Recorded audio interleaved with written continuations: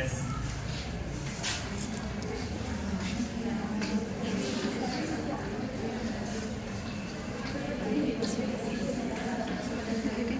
ಇದೇ ಪಾಠ ಮಾಡಬೇಕು ಅನ್ಕೊಂಡು ರೆಡಿಯಾಗಿ ಬಂದಿದ್ದೀನಿ. ಬಹುಶಃ ಇಬ್ಬರಿಗೂ ಆಗಿಲ್ಲ ಅನ್ಕೋತೀನಿ ಪಾಠ.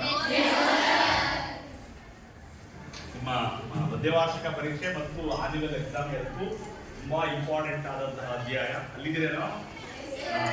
ತುಂಬಾ ಇಂಪಾರ್ಟೆಂಟ್ ಆದ ಅಧ್ಯಾಯನೇ ಆಯ್ಕೆ ಮಾಡಿಕೊಂಡು ಒಂದು ಪ್ರಿನ್ಸಿಪಾಲ್ ನಾನು ಹೇಳ್ತಿದ್ರು, ಒಂದು ಕ್ಲಾಸ್ ಮಾಡಲೇಬೇಕು ಅಂತ ಹೇಳಿ ನಾನು ಕೂಡ ಕ್ಲಾಸ್ ಮಾಡಬೇಕು ಅಂತ ಅನ್ಕೊಂಡು ಮೊದಲೇ ರೆಡಿ ಆಗಿದೆ.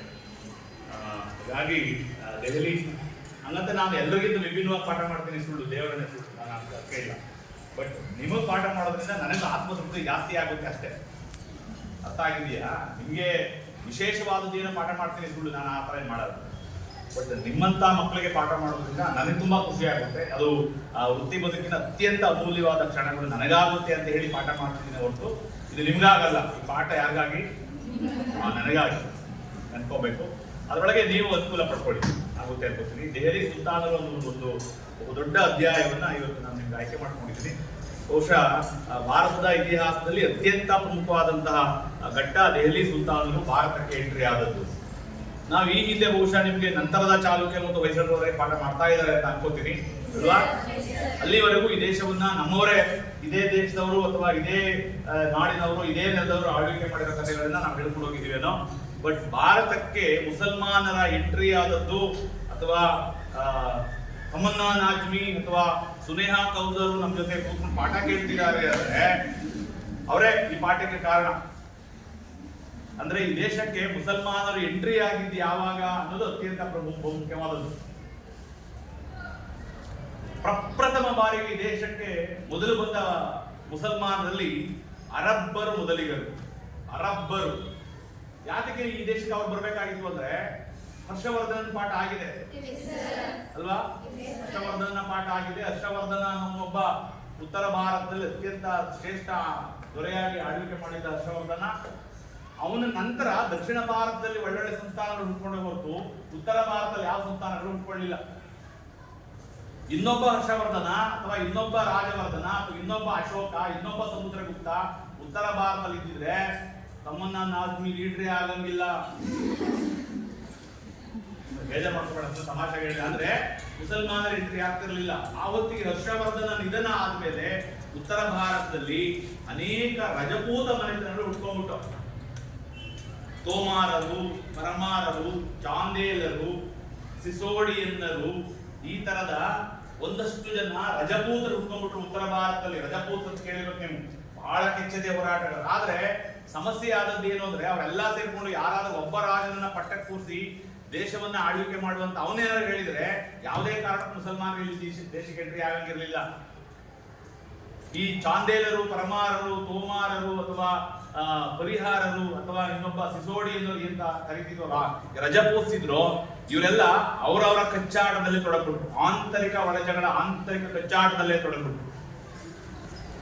ಇವರೇ ಉತ್ತರ ಭಾರತದಲ್ಲಿ ರಜಪೂತ ದೊರೆಗಳು ಆಂತರಿಕ ಕಚ್ಚಾಟದಲ್ಲಿ ತೊಡಗಿದ್ದಾಗ ಅರಬ್ನಲ್ಲಿ ಒಬ್ಬ ಬಸ್ರಾ ಅಂತ ಒಂದು ಪ್ರಾಂತ್ಯ, ಅರಬ್ನ ಬಸ್ರಾ ಅನ್ನುವ ಒಂದು ಪ್ರಾಂತ್ಯದಲ್ಲಿ ರಾಜ್ಯಪಾಲನಾಗಿದ್ದಂತ ಒಬ್ಬ ಮೊಹಮ್ಮದ್ ಬಿನ್ ಕಾಸಿಂ ಅಂತ ಒಬ್ಬ ವ್ಯಕ್ತಿ ಇದ್ದ. ಅರಬ್ ದೇಶದಲ್ಲಿ ಬಸ್ರಾದ ರಾಜ್ಯಪಾಲನಾಗಿದ್ದ ಮೊಹಮ್ಮದ್ ಬಿನ್ ಕಾಸಿಂ ಅನ್ನುವ ಒಬ್ಬ ವ್ಯಕ್ತಿ ಸಾಮಾನ್ಯ ಶಕೆ 712ರಲ್ಲಿ ಭಾರತಕ್ಕೆ ಬಂದ. ಭಾರತಕ್ಕೆ ಬಂದ ಮೊದಲ ಮುಸಲ್ಮಾನರು ಯಾರು ಅಂತ ನಿಮ್ಮನ್ನ ಪ್ರಶ್ನೆ ಕೇಳಿದ್ರೆ ಅರಬ್ಬರು ಮೊದಲಿಗರು. ಒಂದು ಪ್ರಶ್ನೆ ಉತ್ತರ ಸಿಕ್ಕಿದೆ ಈಗ. ಭಾರತಕ್ಕೆ ಬಂದ ಮೊದಲ ಮುಸಲ್ಮಾನರು ಯಾರು?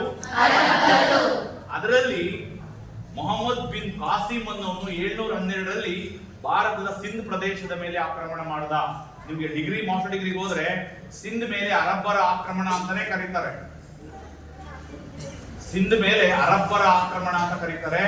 ಅರಬ್ಬರು ಮೊಟ್ಟ ಮೊದಲ ಬಾರಿಗೆ ಸಿಂಧ್ ಪ್ರದೇಶದಲ್ಲಿ ಮೊಹಮ್ಮದ್ ಬಿನ್ ಕಾಸಿಂ ಅನ್ನೋನು ಆಕ್ರಮಣ ಮಾಡ್ದ. ಅವರೆಲ್ಲ ಬರೋದು ಒಂದಷ್ಟು ಲೂಟಿ ಮಾಡೋದು, ಒಂದಷ್ಟು ಸಂಪತ್ತು ತಕೊಂಡು ಹೋಗೋದು ಅಷ್ಟೇ ಕೆಲಸ. ಹೊರಟೋದ ಅವನು. ಮತ್ತೆ ಈ ದೇಶದ ಮೇಲೆ ಯಾರು ಆಕ್ರಮಣ ಮಾಡಲಿಲ್ಲ. ಭಾರತ ಅತ್ಯಂತ ಸಂಪದ್ಭರಿತವಾದಂತಹ ದೇಶ ಅಂತ ಬಹಳಷ್ಟು ಜನಕ್ಕೆ ಮುಸಲ್ಮಾನರು ಗೊತ್ತಿತ್ತು. ಹಾಗಾಗಿ ಭಾರತದ ಮೇಲೆ ಆಕ್ರಮಣ ಮಾಡಿದ ಎರಡನೇ ಮುಸಲ್ಮಾನರು ಯಾರು ಅಂದ್ರೆ ತುರ್ಕರು ಅಥವಾ ಟರ್ಕರು. ನೀವು ಆಟೋಮಾನ್ ಟರ್ಕ್, ಕಾನ್ಸ್ಟಾಂಟಿನೋಪಲ್ ವಶಪಡಿಸಿಕೊಂಡಿರುವಂತ ಹಿಂದೆ ಪಾಠ ಮಾಡಿದ್ದೀನೋ ಅದರಲ್ಲಿದ್ದಂತ ಟರ್ಕರು ಭಾರತಕ್ಕೆ ಬಂದ ಎರಡನೇ ಮುಸಲ್ಮಾನರಾಗಿದ್ರು.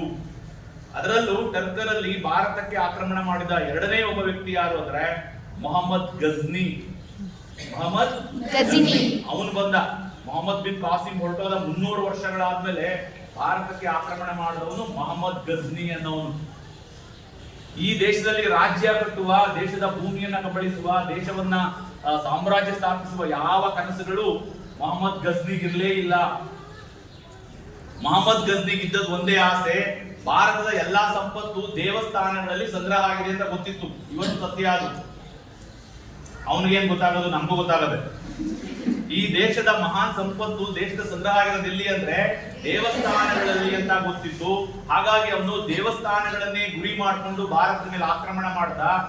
1001ರಿಂದ 1027ರವರೆಗೆ, ಸಾಮಾನ್ಯ ಶಕೆ 1001ರಿಂದ 1027ರವರೆಗೆ 17 ಬಾರಿ ಭಾರತದ ಮೇಲೆ ದಂಡಯಾತ್ರೆ ಮಾಡಿದ. 17 times he had invaded among our country. ಎಷ್ಟು ಸಲ ಬಂದೋದ? 17 ಸಲ.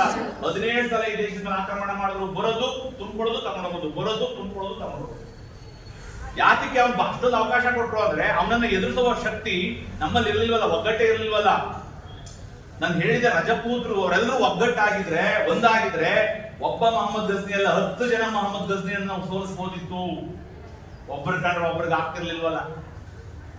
ಹಂಗಾಗಿ ಮೊಹಮ್ಮದ್ ಗಜ್ನಿ ಅದನ್ನ ಸ್ವಾರ್ಥಕ್ಕೆ ಬಳಸಿಕೊಂಡು, ಸದುಪಯೋಗಪಡಿಸಿಕೊಂಡು 17 ಬಾರಿ ಭಾರತದ ಮೇಲೆ ಆಕ್ರಮಣ ಮಾಡ್ದ.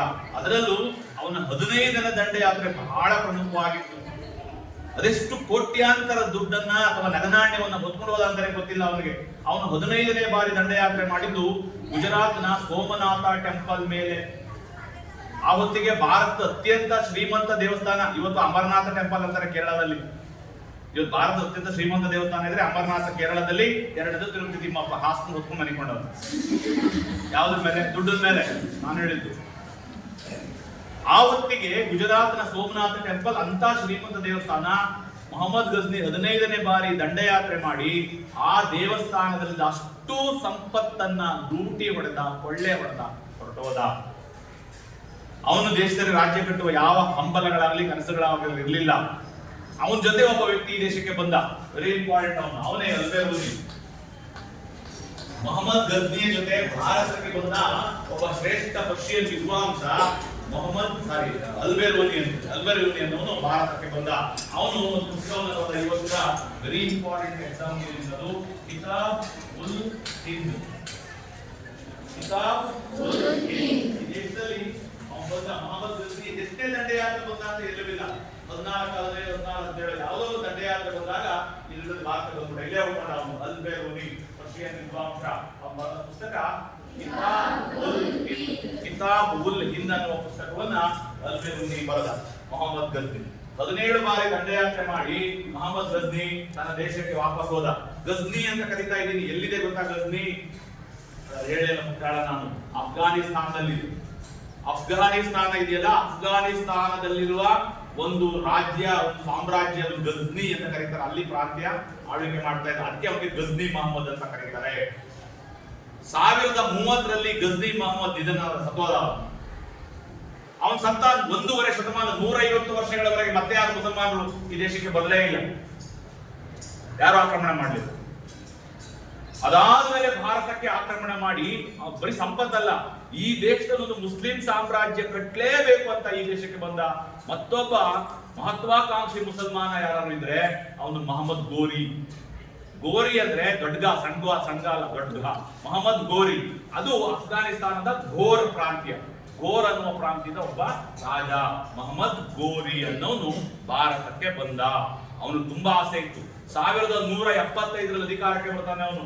ಯಾವ್ದು ಪರೀಕ್ಷೆಗಿಲ್ಲ, ನಾನು ಪರೀಕ್ಷೆ ಇಂಪಾರ್ಟೆಂಟ್ ಬರೀತಾ ಇದ್ದೀನಿ, ಹೇಳ್ತಾ ಇದ್ದೀನಿ. 1175ರಲ್ಲಿ ಮೊಹಮ್ಮದ್ ಗೋರಿ ಅಧಿಕಾರಕ್ಕೆ ಬಂದ. ಅವನು ಭಾರತದ ಮೇಲೆ 2 ಬಾರಿ ಆಕ್ರಮಣ ಮಾಡ್ದ. ಮೊಹಮ್ಮದ್ ಗೋರಿ ಮೊದಲು ಭಾರತದ ಮೇಲೆ ಆಕ್ರಮಣ ಮಾಡಿದ್ದು 1191ರಲ್ಲಿ. ಇದು ಪರೀಕ್ಷೆ ತುಂಬಾ ಇಂಪಾರ್ಟೆಂಟ್.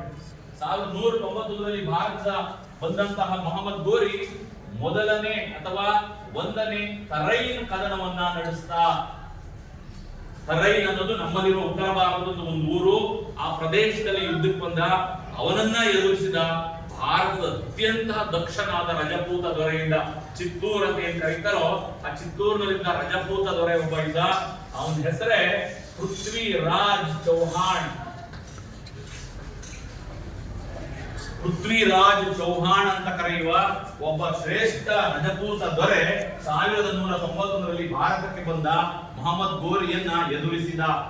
ಎಷ್ಟು ನಡೆಯಿತು? ಒಂದನೇ ತರೈ ಕದನ. 1191ರಲ್ಲಿ ನಡೆದ ಮೊದಲನೇ ತರೈ ಕದನದಲ್ಲಿ ಪೃಥ್ವಿರಾಜ್ ಚೌಹಾಣ್ ಮೊಹಮ್ಮದ್ ಗೋರಿಯನ್ನೇ ಸೋಲಿಸಿದ, ವಾಪಸ್ ಓಡಿಸಿದ. ಅವನು ಅಂತ ಅದ್ಭುತವಾದಂತ ವ್ಯಕ್ತಿ, ಅಂತ ಶ್ರೇಷ್ಠ ಹೋರಾಟಗಾರ ಅವನು ಪೃಥ್ವಿರಾಜ್ ಚೌಹಾಣ್. ಉಳಿದೆಲ್ಲ ರಜಪೂತರು ಪೃಥ್ವಿರಾಜ್ ಚೌಹಾಣ್ನ ಜೊತೆಗೆ ನಿಂತಿದ್ರೆ ಈ ದೇಶದಲ್ಲಿ ಮುಸಲ್ಮಾನ ಸಾಮ್ರಾಜ್ಯ ಅಸ್ತಿತ್ವಕ್ಕೆ ಬರ್ತಿರ್ಲಿಲ್ಲ. ಆದ್ರೆ ನಮ್ಗೆ ಆಗ್ತಿರ್ಲಿಲ್ಲ. ರಜಪೂತರಲ್ಲಿ ಆಂತರಿಕ ಒಳಜಗಳ ಕಚ್ಚಾಟಗಳು ಜಾಸ್ತಿ ಇದ್ದು, ಹಾಗಾಗಿ ಅವರನ್ನ ಏನೂ ಮಾಡಕ್ಕಾಗಲಿಲ್ಲ. ಮತ್ತೆ ಸಕಲ ಸಿದ್ಧತೆ ಮಾಡಿಕೊಂಡ ಮೊಹಮ್ಮದ್ ಗೋರಿ ಎರಡನೇ ಬಾರಿಗೆ ಭಾರತದ ಮೇಲೆ ಯುದ್ಧಕ್ಕೆ ಬಂದ. 1192ರಲ್ಲಿ ಎರಡನೇ ತರೈ ಕದನ ನಡೆಯಿತು. ಇದು ಕಲಾಮ ಸಮುದಾಯ ಬರೀರಿ, 2 ಹಂತದ ಪ್ರಶ್ನೆಗಳು ಬರೀರಿ. ಮೊದಲನೇ ತರೈ ಕದನ ಯಾವಾಗ ಮತ್ತು ಯಾರ ನಡುವೆ ನಡೆಯಿತು? ಎರಡನೇ ತರೈ ಕದನ ಯಾವಾಗ ಮತ್ತು ಯಾರ ನಡುವೆ ನಡೆಯಿತು? ಯಾವ್ದಾದ್ರು ಹೇಳಲು ಪ್ರಶ್ನೆ ಕೇಳಿ ಬರೀರಿ. 1191 ಮೊದಲನೇ ತರೈ ಕದನ, 1192 ಎರಡನೇ ತರೈ ಕದನ, ಎರಡು ಅವಧಿಗಾಗಿ ನಡೆದದ್ದು. ಒಬ್ಬ ಮೊಹಮ್ಮದ್ ಗೋರಿ ಮತ್ತು ಪೃಥ್ವಿರಾಜ್ ಚೌಹಾಣ್. ಈ ಯುದ್ಧದಲ್ಲಿ ಪೃಥ್ವಿರಾಜ್ ಚೌಹಾಣ್ ಸೋತ. ಪೃಥ್ವಿರಾಜ್ ಚೌಹಾಣ್ ಸೋತ ಮೇಲೆ ಆ ಚಿತ್ತೂರನ್ನ, ಕನೌಜನ್ನ, ಅಜ್ಮೀರವನ್ನ, ದೆಹಲಿಯನ್ನ ಮೊಹಮ್ಮದ್ ಗೋರಿ ಆಕ್ರಮಿಸಿಕೊಂಡ. ಕನೌಜ್ನಲ್ಲಿ ಒಬ್ಬ ದೊರೆ ಇದ್ದ, ಅವತ್ತು ರಾಜ ಜಯಚಂದ್ರ ಅಂತ. ಗಹದ್ವಾಲದ ದೊರೆ ಅಂತ ಕರೀತಾರೆ, ಜಯಚಂದ್ರ ಅಂತ. ಅವನು ಮತ್ತೆ ಮೊಹಮ್ಮದ್ ಗೋರಿ ಯುದ್ಧ ಮಾಡಿದ್ರು, ಅವನು ಜಯಚಂದ್ರನ ಸೋಲಿಸ್ತ. ಹಾಗಾಗಿ ಇಡೀ ಉತ್ತರ ಭಾರತದ ಎಲ್ಲ ಭಾಗಗಳನ್ನ ಮೊಹಮ್ಮದ್ ಗೋರಿ ಗೆದ್ದುಕೊಂಡ, ವಶಪಡಿಸಿಕೊಂಡ. ಆದ್ರೆ ಅವ್ನು ಇಲ್ಲಿ ಆಳ್ವಿಕೆ ಮಾಡಕ್ಕಾಗಲ್ಲ, ಇಲ್ಲಿ ಇರಕ್ಕಾಗಲ್ಲ. ಯಾಕೆಂದ್ರೆ ಗೋರ್ ಸಾಮ್ರಾಜ್ಯದ ದೊರೆ ಅವನು ವಾಪಸ್ ಹೋಗ್ಬೇಕು. ಮೊಹಮ್ಮದ್ ಗೋರಿ ತಾನು ಗೆದ್ದ ಅಜ್ಮೀರ, ದೆಹಲಿ, ಮೇವಾಡ ಅಥವಾ ಮಾಳ್ವ, ಕನೌಜ್, ಗಹದ್ವಾಲ್ ಅಂತ ರಾಜ್ಯಗಳೇನಿದೆಯೋ ಆ ಎಲ್ಲ ಪ್ರದೇಶಗಳನ್ನ ನೋಡ್ಕೊಳ್ಳೋದಕ್ಕೆ ತನ್ನ ನೆಚ್ಚಿನ ಬಂಟ, ತನ್ನ ಜೊತೆ ಕರ್ಕೊಂಡು ಬಂದಿದ್ದಂತ ಒಬ್ಬ ಆಪ್ತ, ಗುಲಾಮ, ಸೇವಕ, ಹಿಂಗಾರು ಕರೀರಿ ನೀವು, ಅವೆಲ್ಲ ಓದೋನು ಕುತುಬ್ ಉದ್ದೀನ್ ಐಬಕ್ ಅನ್ನೋನನ್ನ ನೇಮಕ ಮಾಡ್ತಾ ಇದೀವಿ. ನೀವು ಕೇಳಿದ್ರಿ ಕುತುಬುದ್ದೀನ್ ಐಬಕ್ ಅಂತ ಕರಿತೀವಿ ಅವನ್ನ ನಾವು. ಕುತುಬುದ್ದೀನ್ ಐಬಕ್ ಅಂದ್ರೆ ಓದೇನೆ ಅವನ ಪೂರ್ಣ ಹೆಸರು ಕುತುಬ್ ಉದ್ದೀನ್ ಐಬಕ್. ಕುತುಬ್ ಉದ್ದೀನ್ ಐಬಕ್ ಅಥವಾ ಕುತುಬುದ್ದೀನ್ ಐಬಕ್ ಅಂತ ಹೇಳಿ ಕರೀತಾರೆ. ಮೊಹಮ್ಮದ್ ಗೋರಿ ಕುತುಬುದ್ದೀನ್ ಐಬಕ್ ಅನ್ನ ಭಾರತದಲ್ಲಿ ತಾನು ಗೆದ್ದ ಭಾರತೀಯ ಪ್ರಾಂತ್ಯಗಳಿಗೆ ಅಧಿಕಾರಿಯನ್ನಾಗಿ ನೇಮಕ ಮಾಡಿ ಮೊಹಮ್ಮದ್ ಗೋರಿ ವಾಪಸ್ ಹೋದ. ಮೊಹಮ್ಮದ್ ಗೋರಿ ಅಫ್ಘಾನಿಸ್ತಾನದ ಘೋರ್ನಲ್ಲಿ 1206ರಲ್ಲಿ ಸತ್ತೋದ. ಅವನು ಸತ್ತೋದ್ಮೇಲೆ ಇಲ್ಲಿದ್ದಂತ ಕುತುಬುದ್ದೀನ್ ಐಬಕ್ ತಾನು ವಶಪಡಿಸಿಕೊಂಡಿದ್ದ, ತಾನು ಆಳ್ವಿಕೆ ಮಾಡ್ತಿದ್ದ, ತಾನು ನೋಡ್ಕೊಳ್ತಿದ್ದಂತ ಪ್ರದೇಶಗಳಿಗೆ ತನ್ನನ್ನೇ ತಾನು ರಾಜ ಅಂತ ಹೇಳಿ ಘೋಷಣೆ ಮಾಡಿಕೊಂಡ. 1206ರಲ್ಲಿ ದೆಹಲಿ ಸುಲ್ತಾನ ವಂಶವನ್ನ ಸ್ಥಾಪನೆ ಮಾಡಿದಂತಹ ವ್ಯಕ್ತಿ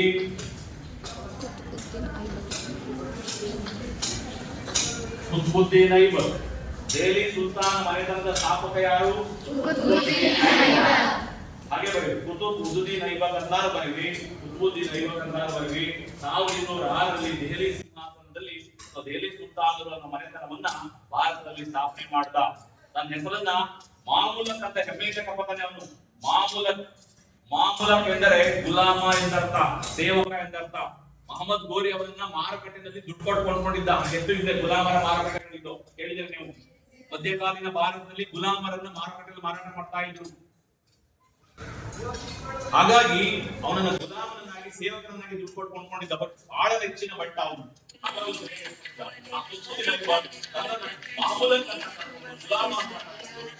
ಸ್ಥಾಪನೆ ಮಾಡಿದ ಸಂತತಿಗೆ